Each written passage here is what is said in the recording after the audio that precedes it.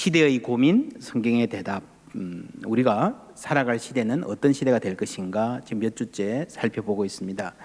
다가올 미래에 대해서 이야기하면 가장 핫 이슈, 뜨거운 주제, 누구라도 귀를 기울일 수밖에 없는 주제는요, 일자리입니다.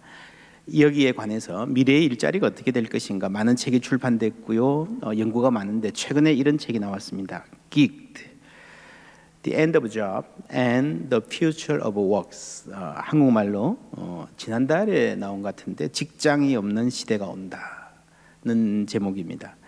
베이비붐 세대인 부모들은 자식들에게 독립적이고 안정된 삶을 살려면 반드시 번듯한 직장이 있어야 된다고 가르쳤습니다. 회사에 취직을 해야 이제 안심이다. 비로소 네가 어른이 됐구나. 이제 회사에 취직을 해야 인간답게 살 수 있다고 가르쳤습니다. 하지만 그 자식들 세대는요, 평생 직장이라는 개념 자체가 이미 부질없는 소리가 되어 버렸습니다. 시대가 변하는 만큼 일의 의미와 형태도 변화하는 것이 당연하다. 이 책은 쓰고 있고요. 현재 미국 기준에 일하는 사람의 3분의 1은 회사 소속 없이 독립적으로 일하는 프리랜서라고 합니다. 이코노미스트는 세계 전체를 따져도요, 10년 후에 세계 인구의 절반이 프리랜서로 살아가게 될 것이다. 정규직 풀타임 일자리는 점점 없어질 것이다 라고 이야기합니다. 이 책 제목이 긱 경제라고 하는데, 이 긱은 뭔가 하면요, 여러분 뮤지컬 밴드가 그 음악 팀이 공연을 하지 않습니까? 그럼 여기서 베이스 기타, 여기서 드럼, 여기서 싱어 불러와서 엔지니어 불러와서 팀을 구성하고, 그 공연이 끝나면 어떻게 되죠? 집에 가는 겁니다. 그죠? 다시 출근할 필요도 없고 뭐 보험 이런 것도 필요 없고요. 그냥 필요할 때만 만나서 일하는. 아마 앞으로는 직장이 이렇게 될 것이다. 직업 자체가 많이 없어질 거라는 전망도 있지만 그나마 남아있는 직업들도 직장이 없는 시대가 될 것이다. 그래서 디지털 플랫폼에서 세계적으로 이렇게 모아서 함께 팀을 만들어서 일하고, 일 끝나면 없어지고 하는 그런 관계. 어떨 것 같습니까, 여러분? 이제 골치 아픈 부장, 사장, 회사에 출근하고 얽매여 사는 거 끝이야. 자유롭고 참 좋겠다 싶습니까? 상사도 출퇴근도 제약도 없다. 쉬고 싶으면 마음대로 쉬고, 혹은 다른 면에서 불안, 그죠? 내 인생 누가 책임지지? 보험은 어떻게 되지? 여러분, 직장이 답답한 것 같지만 여러분, 그 직장이 사실은 온실입니다. 온실. 안정되어 있잖아요. 그 직장이 없어질 때에 일은 하겠지만 황야로 나가는 겁니다. 예전 시대에는 어른들이 아이들한테 저 온실에서 자라서 저 모양이야 그러는데요, 이제 앞으로는 아이들이 아버지한테 아버지는 온실에서 살아서 잘 모르세요. 지금 어르신들은 그냥 웬만하면 학교 졸업해가지고 직장 자리만 잘 지키면 정년퇴직했잖아요. 그게 온실에서 산 거예요. 지금 벌써 젊은이들이 어른들 말 잘 안 듣는 이유가 이런 데 있습니다. 사회적 경험이 판이하게 다르고 자신들의 시대를 어른들이 이해 못한다고 생각을 하는 거예요. 앞으로는 더 심해질 것입니다. 여러분, 우리가 교회가 어떻게 해야 되는가, 이 사회를 좀 더 따뜻한 공동체로 만들어가야 될 책임 있고요, 계속해서 고민하고 노력해야 됩니다. 그러나 교회가 정책을 만드는 곳은 아니에요. 교회는 어떤 가치를 소중히 여기고, 성경적 가치, 그러기 위해서 우리가 어떤 심성과 어떤 태도를 갖고 살아야 하는가를 가르쳐야 됩니다. 먼저 서로를 배려하는 따뜻한 심성을 갖고 이 배려가 있는 사회를 만들어가는 게 필요한데요, 그것만으로 충분한가? 어쨌거나 급변할 사회 속에서 어떻게 인생의 목표를 정하고 자신의 삶을 책임 있게 잘 영위할 것인가 하는 과제도 사실은 대비해야 됩니다. 제가 고용불안 시대라고 설교 제목을 써놓고요, 보니까요, 고용불안 이거 사실 옛날 거고요, 이제는 직장 실종, 그죠? 직업 상실의 시대라고 해야 될지도 모르겠습니다. 이게 먼 미래가 아니라 이미 시작되고 있는 변화입니다. 이 변화 속에서 여러분 어떻게 살아야 되겠습니까? 여러분 자녀들을 키우시는 분 고민 많을 거예요. 어떻게 키워야 되겠습니까? 한마디로 자기경영이라고 할 수 있습니다. 톰 피러스라는 사람이 이렇게 말했습니다. 독립계약자처럼 생각하고 행동하라. 비록 안정적인 미래를 위해 계속 직장에 다닐지라도 독립계약자는 자립적이다. 여러분 1인 회사라는 말 들어보셨습니까? 회사에 있어도요 1인 회사처럼 생각하고 내가 스스로를 경영해 가야 된다라는 거예요. 왜냐하면 회사라는 조직 자체에 속해 있는 것으로 내 삶이 보장되지 않은 시대가 이미 되었다라는 거예요. 회사에 계속 있다 하더라도 스스로 경영의 입장에서 생각하는 사람이 제대로 일할 수 있다. 피에르 드러크가 이런 말을 했습니다. 현대 조직의 모든 지식 근로자는 각자가 하나의 경영자이다. 만약 그가 자신의 지위 또는 지식을 이용해서 조직의 성과를 올리고 결과를 산출을 할 수 있도록 실질적으로 조직 역량을 강화할 책임을 진다면 말이다. 여러분, 큰 조직에서 사람들을 경영해 본 사람, 해본 분들은 아마 이해가 가실 것입니다. 이 능동적인 일꾼이 필요하다는 거죠. 그러기 위해서요, 여러분, 학교를 졸업하면 배움이 끝나고 그 다음부터는 그냥 배운 걸 써먹으면 된다라고 하는 생각, 직장에 한번 들어가서 자리만 지키면 인생 그럭저럭 살 수 있다라는 생각으로는요 미래 사회에서 살아남을 수 없습니다. 이제는 말 그대로 평생 학습, 평생 배우는 삶, 자세, 이 말과 함께 살 수밖에 없습니다. 이 피에르 드러크는 평생 학습에 아주 좋은 모델입니다. 이분이 수십 권의 책을 썼고요, 그 중에 많은 책들이 세계적인 베스트셀러가 되었습니다. 그것들이 잠시 히트를 치고 사라지는 것이 아니라 폭넓고 깊게 길게 영향을 미쳤습니다. 평생 학습의 모델인 이분은 청년 시절부터 계획적으로 공부를 했다고 합니다. 3년 정도를 한 단위로 잘랐어요. 집중적으로 내가 3년 동안에는 이거 공부한다. 통계학, 역사철학, 중세 역사, 일본 미술, 경제학 등 다양한, 그러니까 책을 읽어도 그냥 막 읽는 게 아니라 체계적으로 이제 자신의 지식을 넓혀 왔다는 겁니다. 여러분, 그러면요 그 분야의 대가는 못 돼도 웬만큼 그 세계는 이해할 수 있습니다. 이게 수십 년 쌓이면 어떻게 될까요? 저 위에서, 그죠? 다른 사람이 보면요 정말 신비하다 싶을 정도의 통찰력을 가진 사람이 되는 겁니다. 피에르 드러크가 그런 인생을 살았습니다. 이분이 39권의 저서를 썼는데요, 세계적인 저서들이 많았고 한국에서도 많이 팔렸습니다. 넥스트 소사이어티, 여러분 아십니까? 피에르 드러크가 93세에 쓴 책입니다. 놀랍죠? 여러분, 이때 기자들이 찾아와서 물었습니다. 당신이 쓴 책 중에 최고의 책을 한 권 꼽으라면 어느 책이겠습니까? 이렇게 대답했습니다. My next book. 내 인생의 가장 최고의 책은, 가장 좋은 책은요, 내가 이 다음에 쓸 책이 될 거다라는 말입니다. 여러분, 90대의 세계적인 베스트셀러를 쓴다는 것 아니에요. 뭔가 새로운 이야기를 한다는 것은 정말 놀라운 일입니다. 사람이요 70만 되어도요 다 옛날 이야기만 하잖아요. 새로운 게 없어요. 그런데 90대에 젊은이들도 경청할 만한 이야기를 한다는 게 놀랍고, 더 놀라운 것은요 자신이 다음에 할 일, 다음에 쓸 책을 생각하고 가슴이 뛴다는 사실입니다. 90세에도 심장이 뛸까요? 여러분, 심장 뛰는 삶을 사시기를 바랍니다. 나이는 숫자에 불과하다, 그냥 허세로 하는 말이 아니고요, 그렇게 살아야 그렇게 말할 수 있지 않겠습니까? 그게 평생 공부로 인해서 가능한 겁니다. 이분이 대학 교수하다가 은퇴한 게 66세인데 본인의 생을 정리할 때에 66세부터 86세까지가 자기 인생에서 가장 생산적인 기간이었다고 합니다. 은퇴를 하고 월스트리트 저널에 한 달에 한 번씩 기고를 했는데 그거 위해서 공부하고요, 정리하고요. 그때가 자기 인생에서 가장 왕성하고 빛나던 시기였다라고 말합니다. 이것은 평생 동안 배우는 습관, 학습의 습관이 쌓여왔던 결과입니다. 피에르 드러크가 평생을 그렇게 살 수 있었던 계기 아주 재밌습니다. 18세 때 이분이 예술의 도시 비엔나에 살았는데요, 당시에 벌써 100년 가까이 된 일이죠. 주세페 베르디가 쓴 오페라 팔스타프가 공연이 되었습니다. 그걸 감상하러 갔는데 여러분, 그때 반응이 별로였습니다. 언론의 반응도 그랬고요. 너무 어렵지 않나? 왜 이렇게 했나? 그런데 이때 18세의 드러크가 그런 생각을 했대요. 이분이 연세가 80세인데 당시에 100년 전에 평균 수명 환갑도 안 될 때 아닙니까? 베르디는 이미 세계적인 명성을 얻은 분입니다. 존경을 받고 있는 분입니다. 그러니까 새로운 스타일을 시도할 이유가 없다는 거예요. 그렇게 해가지고 괜히 욕먹을 이유가 없다는 거죠. 잘 된다는 보장도 없고. 그래서 여러분, 기자들이 물었습니다. 선생님, 이미 세계 최고이신데 왜 80세에 이런 시도를 하시죠? 베르디가 이렇게 대답했습니다. 음악가로서 평생을 살아오면서 나는 항상 완벽을 추구해왔다. 그 목표는 항상 나를 매료시켰고 나는 살아있는 동안 한 번 더 도전할 의무가 있다고 생각한다. 80세의 베르데가 이렇게 말했을 때 18세의 드르크가 이렇게 결심합니다.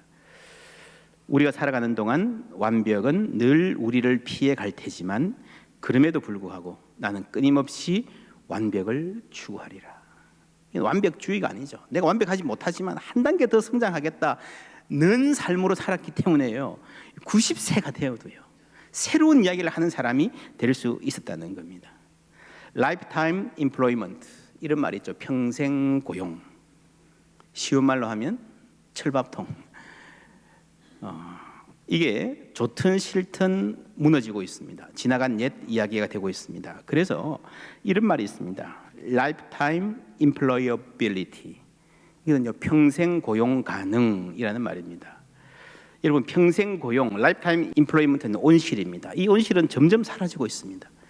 이제 모든 인구가 황야로 내몰리는 시대가 될 것입니다. 옛날처럼 한 번 어느 회사에 들어갔기 때문에 끝까지 자리를 유지하면 좋겠지만 그게 힘들다면요.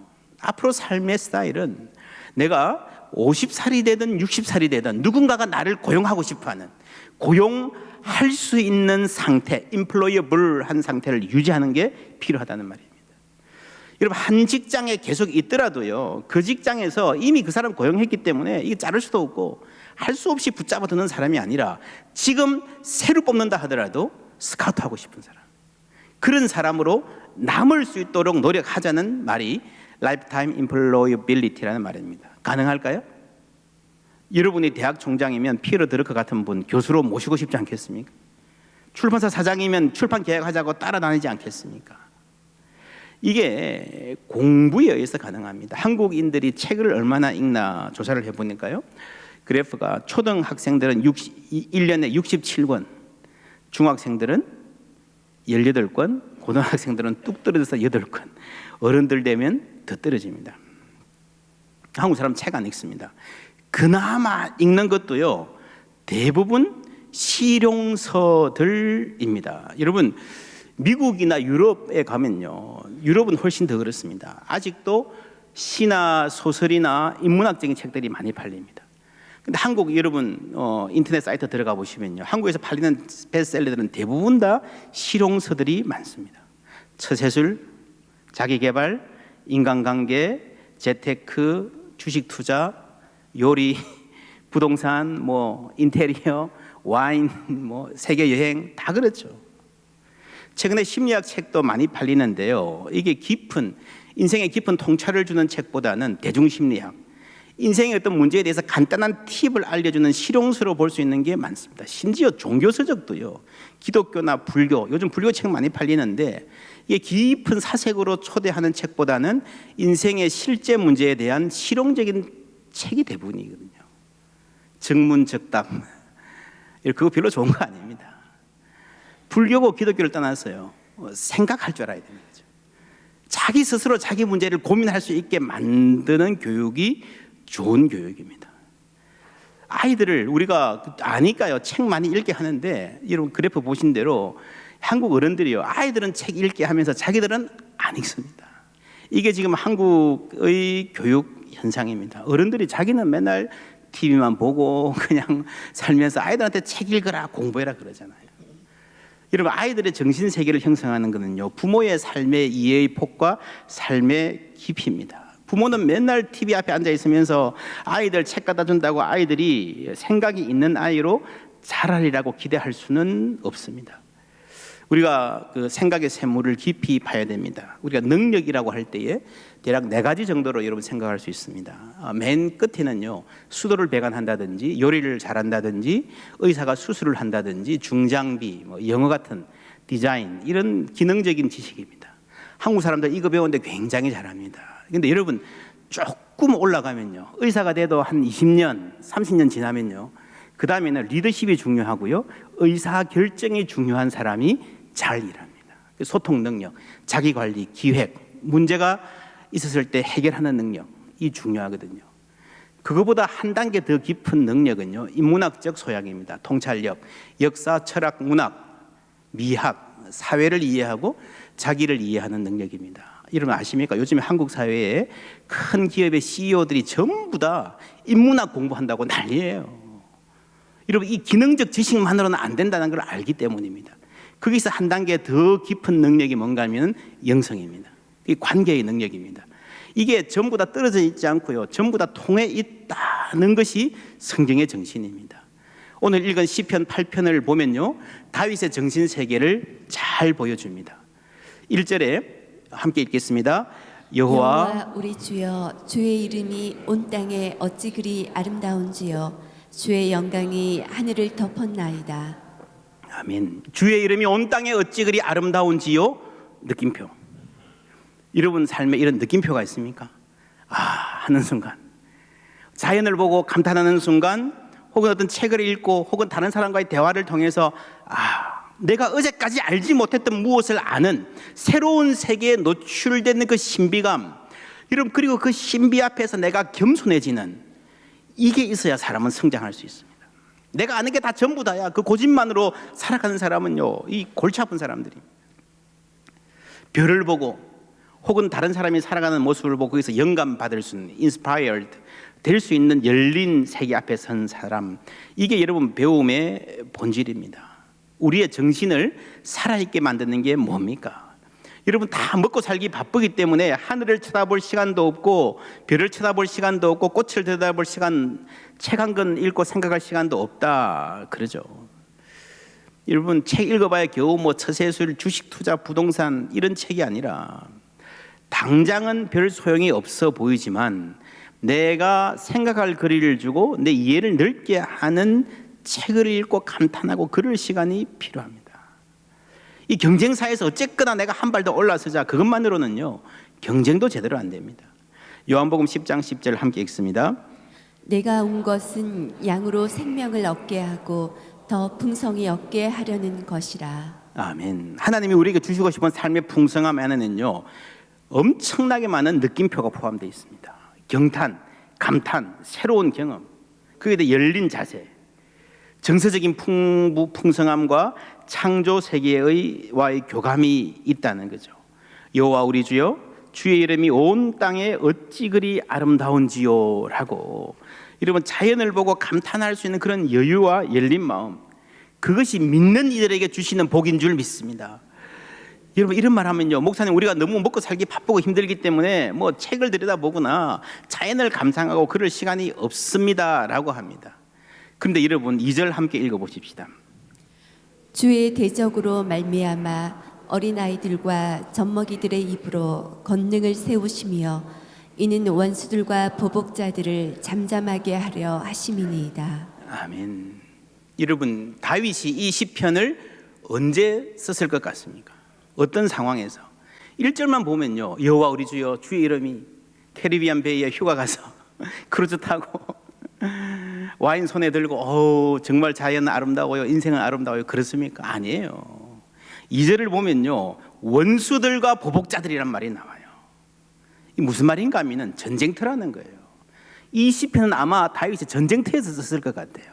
하루 종일 전쟁하고 와서 그 피비린내 나는 전쟁, 그 냄새가, 피비린내가 씻겨지기도 전에 텐트에서 자고 내일 또 싸우러 나가야 되는데 목숨이 어떻게 될지도 모르는데 잠시 밖에 나와서 하늘을 바라보면서 여호와 우리 주여, 주의 이름이 온 땅에 어찌 그렇게 아름다운지요, 주의 손가락으로 만드신 별과 하늘 내가 보오니 하고 찬송했다는 거죠. 여러분 놀랍지 않습니까? 오늘 우리에게 이런 영성이 있습니까? 우리 진지하게 물어봐야 됩니다. 여러분 이 시로 만든 찬양 아시죠? 그죠? 박정호 장로님 불러서 저도 아주 좋아하는 찬송인데요, 가사가 이렇습니다. 한번 보십시오. 성경 거의 그대로 했는데 어떤 부분이 없어요? 2절이 없어요. 그렇죠? 원수와 보복자들 이런 이야기가 없어요. 여러분 이게 오늘 우리의 신앙의 모습입니다. 이 찬양이 잘못됐다는 게 아니라 우리의 신앙이 전반적으로요, 교회 오면 아름다운 것만 이야기합니다. 잘 될 것만 이야기합니다. 복 받는 것만 이야기합니다. 그런데요, 실제로 우리가 살아가는 삶은 2절하고 더 가까워요. 전쟁터잖아요. 원수들이 있잖아요. 나를 짓눌리라는 엄청난 도전들이 있잖아요. 교회에서 이것도 함께 얘기해야 되는데요. 그래서 안 하니까 그냥 막 예수 믿어서 아름다운 세계만 이야기하니까요. 이 삶이 분리되어 있는 겁니다. 교회에서 은혜 받았다 그래서 은혜 받은 것 같은데 세상에 나가면 그 신앙이 세상에서 힘이 없는 거예요. 그래서 많은 사람들이 신앙생활 따로 직장생활 따로 전혀 다른 원리로, 이거는 교회에서만 통하는 이야기고 세상에서는 내가 알아서 각자 도생 살 길을 찾아야 된다라고 생각하기 때문에 우리가 믿는 하나님과 그 복음의 원리가 여러분 세상에서 살아가는 삶하고 점점 관계가 없게 되는 겁니다. 그래서 여러분 원수와 보복자의 세계, 치열한 생존 전쟁의 세계가 이 교회 안에 들어와야 됩니다. 우리가 붙잡고 고민하고 거기서 어떻게 살아가야 될지를 하나님께 묻고 답을 구해야 되는 줄 믿습니다. 오늘 설교 주제가 고용불안 시대. 여러분 다음 주 설교 주제는요, 비정규직 800만 시대의 이렇습니다. 여러분 굉장히 이상한 설교 제목이죠. 지금 잘 못 보던 제목이잖아요. 교회는요 주로 뭐 은혜와 복음과 이런 이야기만 하지. 근데 여러분 그게 성경적이 아닙니다. 성경은요 아주 치열한 삶의 현장에 실제적인 이야기들, 생존 경쟁, 생존 전쟁의 장이 다 들어와 있다는 겁니다. 다윗이 말했습니다. 어린 아이들과 젖먹이들의 입으로 권능을 세우심이며. 무슨 말입니까? 이거는요 자기 스스로가 어린아이 젖먹이 같은, 여러분 이 앞에 있는 도전, 원수들과 보복자들의 도전을 헤쳐나가기에 너무도 연약한 존재라는 것을 하나님 앞에 고백하는 겁니다. 여러분 치열한 엄중한 삶의 현장입니다. 지금이라도 당장 화살이 어디서 날아올지 모르고요, 텐트에는 오늘 죽을 위기에서 벗어난 부하들 그날 이미 몇 명이 죽었는지도 모릅니다. 그렇지 않습니까? 여러분 살아가는 삶이 그렇잖아요. 언제 직장 상황 어떻게 될지 모르고요, 흔들흔들하고요, 사업하시는 분들 얼마나 여러분 하루하루 그 돈 맞추느라고 입이 바짝바짝 탑니까? 그게 전쟁터라는 거예요. 거기서 우리는 다윗은요 젖먹이와 어린아이, 이게 무슨 말인가 하면 나 자신이 젖먹이 같은 사람이라는 거죠. 도저히 내 힘으로 감당하지 못할 만큼 이 세상살이가 힘들다는 말입니다. 다윗은 이 말을 뼈저리게 느낀 사람이에요. 고백하는 사람입니다. 골리앗 앞에 선 소년 다윗의 마음, 그렇잖아요. 그 엄청난 골리앗을 어떻게 이깁니까? 그런데 이겼어요. 그죠? 때려 눕혔어요. 그런데 더 중요한 질문은요, 다윗이 골리앗을 이기고 나서 그것 때문에 평탄한 길이 쫙 펼쳐졌습니까? 아니죠. 요즘 말로 하면요 엄청나게 들어가기 힘든 직장 한번 시험 붙어서 들어갔어요. 근데 쫙 평탄한 길로 가는 게 아니고요, 그 이후에도 훨씬 더 힘든 도전들이 다가온다는 거예요. 골리앗 물리치고 나니까요, 그 다음에는 골리앗 2.0, 골리앗 3.0이 다가옵니다. 여러분 터미네이터 시리즈 아십니까? 기계가 와서 싸우는데요, 2편 되면 더 강해져서 옵니다. 3편 되면 더 강해져서 오고요. 여러분 이게 우리 인생이고요, 이게 우리와 특별히 우리 자녀들이, 지금 60, 70대쯤 되시는 분들은 좀 편안하게 이 설교를 듣고 계실지 모르지만 30, 40대들은 정말 심각하게 듣고 계신 것 같아요. 여러분이 살아갈 삶입니다. 여러분 자녀들의 삶은 훨씬 더 심각한 상황에 처할 가능성이 대단히 높습니다. 여러분 요즘 젊은이들 열심히 공부해도 취직하기 힘든데 그게 골리앗이고요, 다가오는 시대는 그것보다 더 힘든 시대가 될 것입니다. 이런 사회에서 인생의 불안 앞에서 나는 젖먹이 같이 작고 연약하다, 그게 다윗이 뼈저리게 느꼈던 고백이고요, 우리 모두의 고백이리라 생각합니다. 근데 그게 중요해요. 내가 젖먹이고 내가 한계가 너무 뚜렷한 사람이다, 나는 연약한 사람이다 라는 인식이 있어야, 고백이 있어야 이 사람은요 배우기를 시작합니다. 현실에 만족하지 않고 다른 삶을 꿈꾸기 시작합니다. 배움은 자신의 한계에 대한 처절한 인식, 겸허한 수용, 그리고 그 한계를 넘어서려는 노력이 만나는 지점에서 시작된다. 그냥 안정되어 있으면요, 철밥통 보장되어 있으면요, 사람은 게으르게 살게 되어 있습니다. 그러다가 교만하게 살게 되어 있습니다. 내가 잘나서 이 정도 사는 줄 알아요. 그렇지 않습니다. 다윗 보십시오. 사람이 무엇이간데 주께서 그를 생각하시며 인자가 무엇이기에 주께서 그를 돌보시나이까 물음표.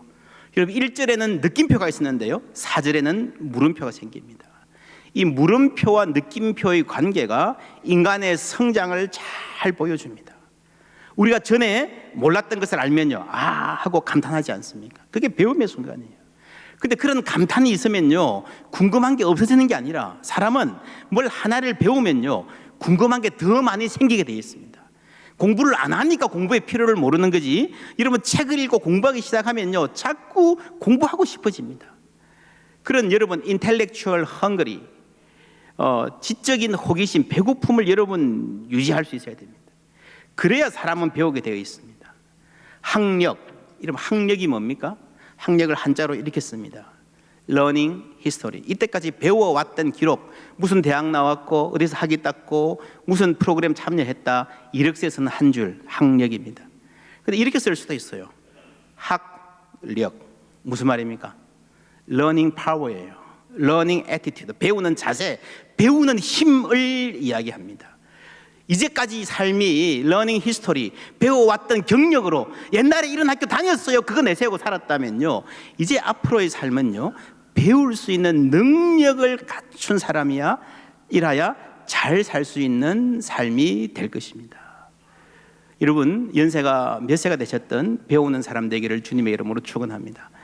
시카고 대학 교수님 중에 이분 호스피스 운동 참 장설하신 아주 유명한 분이죠. 의대 교수였는데 죽음을 관찰하고요, 죽어가는 분들과 상담하면서 평생을 보내신 분입니다. 그분이 쓴 책 중에 엘리자베스 퀴블러 로스인데 인생 수업이라는 책이 있습니다. 아주 좋은 책입니다. 삶은 태어나서 죽을 때까지 배우는 순간이다. 배우는 것이 라이프 레슨, 인생 자체가 수업이다 라고 이야기하고 있습니다. 이 책에서 이분이 무슨 말을 하는가 하면요, 스승은 누구한테? 배울 준비가 되어 있는 사람에게만 나타난다. 스승은 누구에게요? 배울 준비, 배울 마음의 자세가 있는 사람에게만 나타나요. 여러분 옛말에요, 업고 있는 아이한테 배운다는 말이 있습니다. 아십니까? 인생 살다 보면요, 배울 게 참 많습니다. 교만한 사람은 배우지 않습니다. 이런 말 한 사람이 있죠. 인생 도처 유상수. 내가 그냥 내 방에 가만히 있으면요, 내가 최고 잘났어요. 인생 도처 돌아다녀 보십시오. 어디를 가도 상수가 있다는 게, 상수가 나보다 높은 수를 가진 사람이 있다는 겁니다. 여러분 이게 겸손이고 이게 지혜입니다. 여러분 사람들이 이렇게 모여 있으면요, 아무리 내가 보기에 별것 아닌 것 같아 보여도요, 저 시골 할아버지한테도요, 내가 배울 점이 있다는 거죠. 인생 도처 유상수인데 우리가 왜 배우지 않고 살아간다 그러면 가는가 하면요, 교만하기 때문입니다. 배울 준비가 되어 있지 않기 때문입니다. 여러분 배울 준비가 되어 있는 사람은요, 겸손한 사람이고 나이가 아무리 들어도 꼰대가 안 될 수 있습니다. 그렇죠? 저는 우리 교회 어르신들이 다 그렇게 되기를 바랍니다. 연세가 들면 들수록 더 원숙하고 겸손하고 지혜롭고 심지어 더 유능해지는, 70대보다 80대에 더 유능해지는 그런 사람 될 수 있습니다.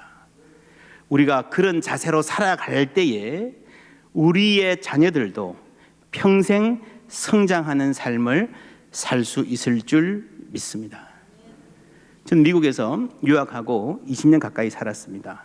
제가 미국 가던 해가 IMF가 터진 해였어요. 아주 고생 많이 했습니다. 고생한 거 말로 다 못합니다. 그런데 그 가운데서 하나님께서 저에게 큰 복을 주셨습니다. 훌륭한 스승들을 많이 만나게 하셨어요. 저의 18년 미국 생활 한마디로 요약하라면 저는 이 말씀 드립니다. 이사야 30장 20절 말씀입니다. 주께서 너희에게 환난의 떡과 고생의 물을 주시나 내 스승은 다시 숨기지 아니하시리니 내 눈이 내 스승을 볼 것이며. 여러분 환난의 떡, 고생의 물 한 잔도요 고생 없이는 먹을 수 없는 삶이 얼마나 고달픈지 아십니까? 그러니까 여러분 우리의 삶이 아무리 고달파도요, 여러분 자녀들이 앞으로 살아갈 시대가 아무리 팍팍해도요, 그 인생의 길을 보여줄 스승이 있다면 우리는 살 수 있습니다.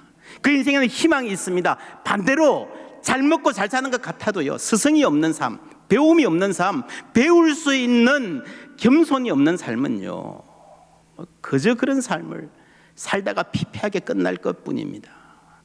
스승은 누구에게 나타난다고요? 배울 준비가 되어 있는 사람. 이사야도 그랬습니다. 우리의 눈이 스승을 볼 수 있어야 됩니다. 우리가 배우는 능력, 배우는 자세, 진정한 학력, 러닝 파워를 가진 사람들 되기를 바랍니다.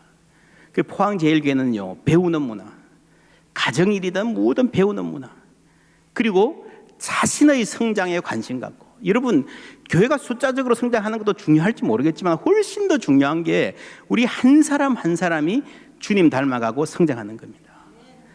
여러분 자신의 성장에 관심 갖고 헌신하는 열정 있는 교회가 되기를 바랍니다. 다가올 세대, 쉽지 않은 도전이 골리앗 2.0, 3.0 같이 다가오겠지만 그 사회에서 당당히 살아남을 뿐 아니라 그 골리앗 쓰러뜨리고 하나님께 영광 돌리는 주님의 백성들 되시기를 주님의 이름으로 축복합니다.